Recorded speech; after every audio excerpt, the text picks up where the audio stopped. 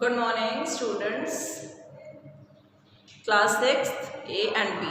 Both of you, I welcome you all to your new class and this new academic session of 2021 to 2022. Class 6th, I hope you all are very happy because you all have been promoted to class 6th from class 5th, and since now अब आप लोग एक class और आगे बढ़ गए बेटा, तो अब आप लोगों को और मेहनत करने की ज़रूरत है in your studies. Okay, so I am your social studies teacher. My name is Pratibha Dwivedi and I will teach social studies to all of you in this academic session. Okay, so class 6th A and B, we will study social studies together, okay, and we learn various other factors which enhance the subject, which makes the subject very beautiful, very understanding and very easy to learn. Okay, so you all know that your subject social studies is divided into three portions, and that is, first one is history, okay, second one is what? Second one is geography, and third one is civics. Clear? ठीक है बच्चों, social studies जो है एक बड़ा subject है, इसलिए हम लोग इस सब्जेक्ट को हम लोगों ने 3 यूनिट्स में डिस्ट्रीब्यूट कर दिया, सेग्रीगेट कर दिया. The first unit is your history, the second one is geography and the third one is civics. History को हिंदी में क्या कहते हैं बच्चों? इतिहास. ज्योग्राफी को क्या कहते हैं? भूगोल. और सिविक्स को क्या कहते हैं? नागरिक शास्त्र. ठीक है, तो हिस्ट्री में आप लोग क्या पढ़ते हो? About the past events and happenings, जो पुराने ज़माने में जो चीज़ें बीती हैं, जिस चीज़ का दौर था. ठीक है, various other factors such as art and culture, architecture, different kinds of rulers, various other things you study about history, about the past happenings. You study history. In geography, what do you study? You study about the earth, about the solar system, about the weather, climate, demographic conditions of a nation and so. In civics में क्या पढ़ते हो आप लोग? About the status of different kinds of persons in our country, such as women, child, poor, elders, and about the rules and regulations which have been made for the benefited of the citizen and for the duties of the citizen. So various other things which is written in constitution we study the portion of civics. ठीक है, अब history, geography, civics तो आप लोग combine कर दोगे तो आप लोगों का कौन सब्जेक्ट बन जाएगा? Social studies.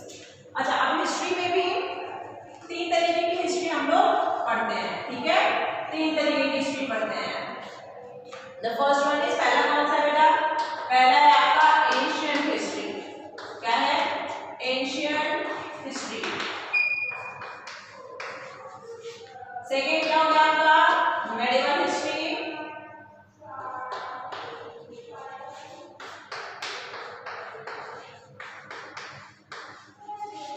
और थर्ड क्या हो गया आपका? Modern history.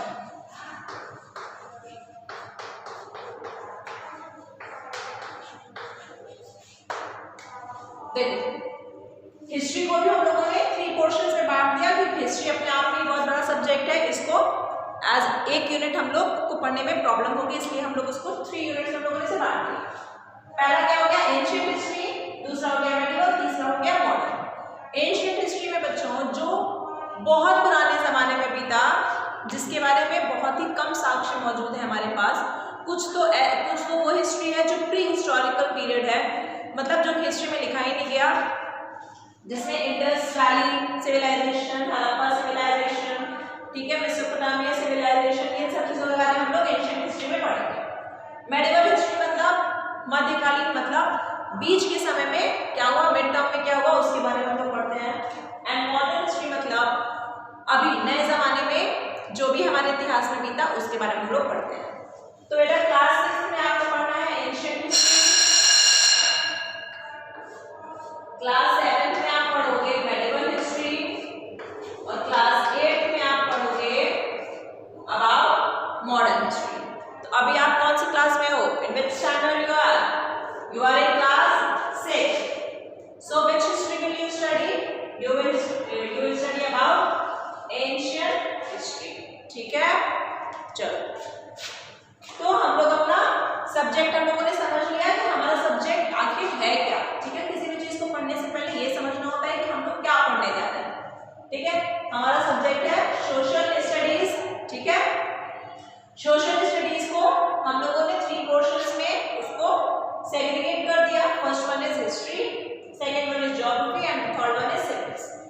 ज्योग्राफी और सिविक्स को हम लोग 1 यूनिट में पढ़ सकते हैं, बट हिस्ट्री एक लेंथी सब्जेक्ट है, तो इसको पढ़ने के लिए हम लोगों ने फर्दर इसको 3 पोर्शंस में 3 पार्ट्स में डिस्ट्रीब्यूट कर दिया। पहला पार्ट क्या हो गया, एंशिएंट हिस्ट्री, दूसरा हो गया मेडिवल हिस्ट्री और तीसरा हो गया मॉडर्न हिस्ट्री। तो अभी क्लास 6 में आप क्या पढ़ोगे, एंशिएंट हिस्ट्री। क्लास 7 में जब आप और आगे जाओगे तो पढ़ोगे मेडिवल हिस्ट्री और क्लास 8 में आप पढ़ोगे अबाउट मॉडर्न हिस्ट्री। ओके,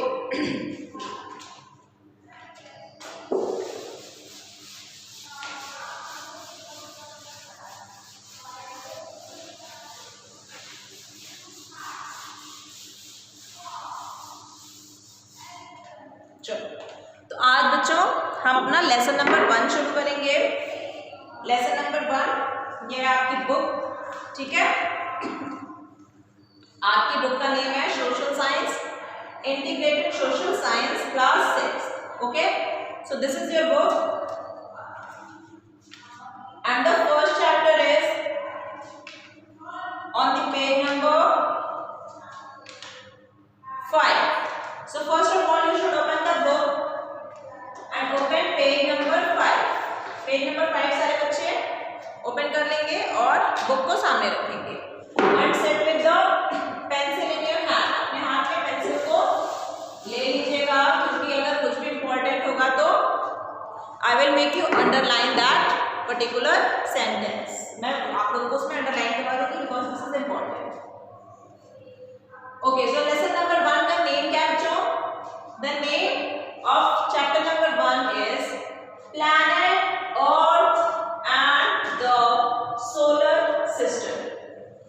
हमारी जो प्लैनेट है, जो हमारा ग्रह है पृथ्वी, अर्थ और सोलर सिस्टम, पूरा हमारा सौरमंडल जिसको हिंदी में हम लोग कहते हैं। ठीक है, तो सोलर सिस्टम के बारे में और हम अपने प्लैनेट के बारे में जिस पर हम क्या करते हैं, जिस पर हम रहते हैं, हमारा सबसिस्टेंस है जिस प्लैनेट पर, उसके बारे में हम लोग लेसन नंबर 1 में पढ़ने वाले हैं। तो बच्चों आप बताइए, अब ये जो लेसन है planet Earth and the solar system, ये किस यूनिट का है? From the subject of SST, किस यूनिट का है ये? हिस्ट्री है कि ज्योग्राफी है कि सिविक्स है? हमने आप लोगों को बताया कि ज्योग्राफी में हम लोग क्या पढ़ते हैं, about our planets, about Earth, about weather, about climate, about agriculture and so on. ठीक है, तो ये हो गया आपका from the unit of geography. ठीक है बच्चों, तो we will start this chapter today, planet Earth and the solar system. सबसे पहले जानोगे अबाउट द यूनिवर्स। पहला कांसेप्ट क्या जानोगे? About the universe.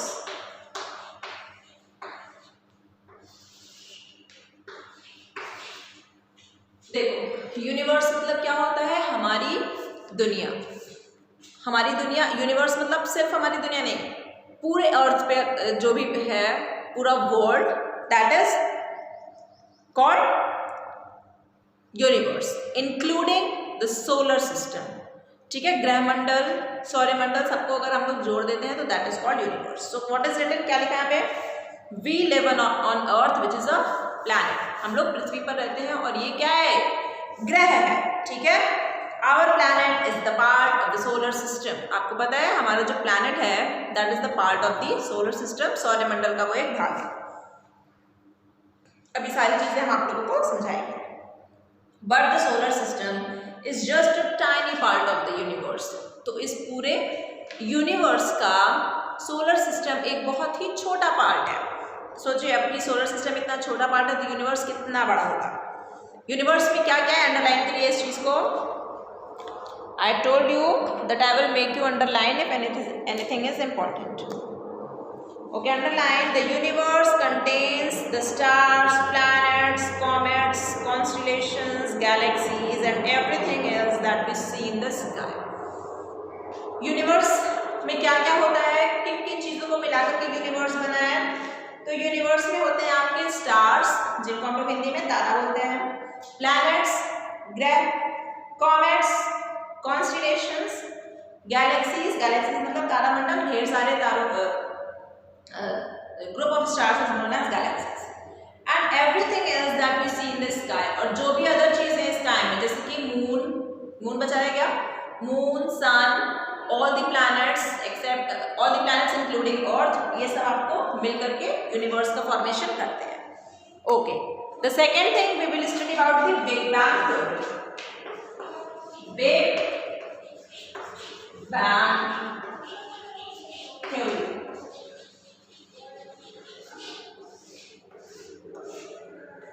ठीक है। बिग बैंग थ्योरी में देखिए क्या लिखा है, it is supposed that the universe originated from a gigantic explosion of a cosmic egg। देखिए ऐसा माना जाता है, सपोज मतलब ऐसा माना जाता है, ऐसा सोचा जाता है कि जो हमारा यूनिवर्स हुआ ये आया कहाँ से। यूनिवर्स ओरिजिनेट हुआ from a gigantic explosion of a cosmic egg. Cosmic egg होगा कोई एंड दैट एक्सप्लोडेड, तो फटा तो क्या निकला उसमें से, यूनिवर्स। ये सब इतने छोटे छोटे चीज़ में हम लोग पढ़ रहे हैं, लेकिन universe is a very big thing, so you have to understand this. This is called the big bang. इसी को हम लोगों ने बिग बैंग बताया। इन द बिगिनिंग, शुरू में क्या हुआ, एटम्स वो फॉर्म एंड लेटर मॉलिक्यूल्स। पहले क्या हुआ, धीरे धीरे एटम्स का फॉर्मेशन हुआ और ढेर सारे ग्रुप ऑफ एटम्स मिलकर के क्या बनाते हैं, molecules. They ultimately formed a giant cloud of gases. फिर धीरे धीरे क्या हुआ, ये जो मॉलिक्यूल्स थे इन्होंने एक बहुत ही बड़ी परत बना दी, किस चीज की, गैसेस की, एंड टाइनी डस्ट पार्टिकल्स, और उसमें डस्ट पार्टिकल्स भी थे। उसको हम लोग क्या बोलते हैं, नेब्यूला। अंडरलाइन करिए, what is nebula. The ultimate formation of a giant cloud gases and tiny dust particles is called the nebula. The nebula had a spinning motion and its own gravity. Particles of the nebula attracted each other and collided with a very high speed. This resulted in releasing huge amount of heat and glowing bodies like stars were born. इस तरीके से stars का जन्म हुआ। Scientists have concluded,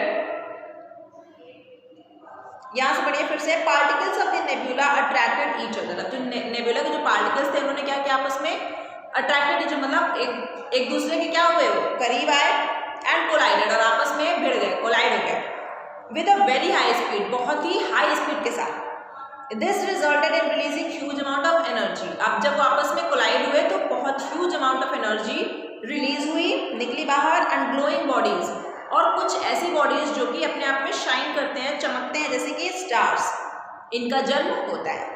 Scientists have concluded that the universe is still expanding as new stars are being born. Scientists अभी भी ये मानते हैं कि अभी भी यूनिवर्स क्या है, एक्सपैंड हो रहा है, बढ़ रहा है, क्योंकि नए नए स्टार्स का जन्म अभी भी हो रहा है। आवर यूनिवर्स, ये यहाँ पे पिक्चर देखिए, ठीक है। Millions of stars together make a Galaxy. अब गैलेक्सी क्या होता है बच्चों, Galaxy is the group of stars. Galaxy को लिख लीजिए कॉमन में, it is the group of stars.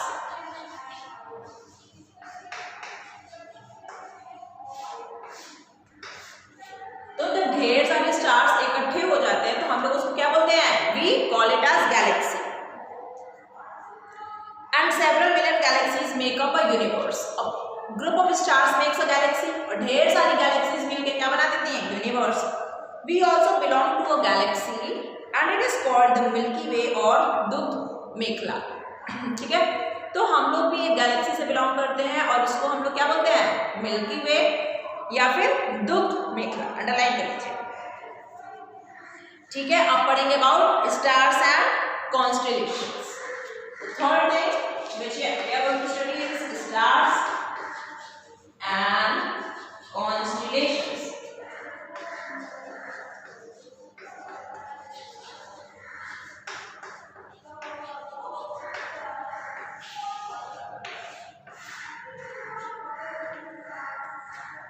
Heavenly bodies that produce their own heat and lights are called stars. तो वो heavenly bodies जो अपना लाइट खुद निकालती हैं, they are called stars. Each star is a huge mass of hot gases. Star का formation कैसे होता है? स्टार अपने आप में है क्या? एक तारा है क्या अपने आप में? ह्यूज फॉर्मेशन ऑफ गैसेस, ढेर सारे गैसेस मिलकर के क्या बना दिया? स्टार बना दिया। They appear as tiny dots in the skies. आप जब आसमान में रात में देखते हो तो क्या दिखता है आपको? छोटे छोटे डॉट्स आपको दिखते हैं स्टार्स। स्टार्स आपको कैसे दिखते हैं? एज अ छोटे छोटे dots, because they are far away from us. अब स्टार्स इतने छोटे हैं नहीं, वो बहुत बड़े बड़े हैं, लेकिन चूंकि वो हमसे बहुत दूर है आसमान में, इसलिए वो हमें बहुत छोटे दिखाई पड़ते हैं। In fact they are many times bigger than our earth. Understand this and underline also. Underline करिए और समझिए कि जो स्टार्स हैं वो हमारी पृथ्वी से भी बहुत ज़्यादा बड़े हैं, बहुत कई गुना बड़े हैं, लेकिन वो हमें इतने छोटे क्यों दिखाई पड़ते हैं? क्योंकि हम लोग स्टार से जो हमारी दूरी है वो बहुत ही ज़्यादा है। Some stars are found in groups और क्लस्टर्स। कुछ स्टार जो हैं वो ग्रुप्स या फिर क्लस्टर्स में मिलते हैं, मतलब एक जगह इकट्ठा होते हैं कई सारे stars. These groups of stars are called constellations. तो पढ़ लीजिए, लिख लीजिए, फिर से अंडरलाइन करिए। ग्रुप ऑफ स्टार्स क्या होगा? Constellations. Some of them seem to be forming a shape. अब चूंकि कई सारे स्टार्स एक जगह इकट्ठा होते हैं तो कुछ ना कुछ इकट्ठा होकर के वो कुछ ना कुछ शेप बना देते हैं, ठीक है।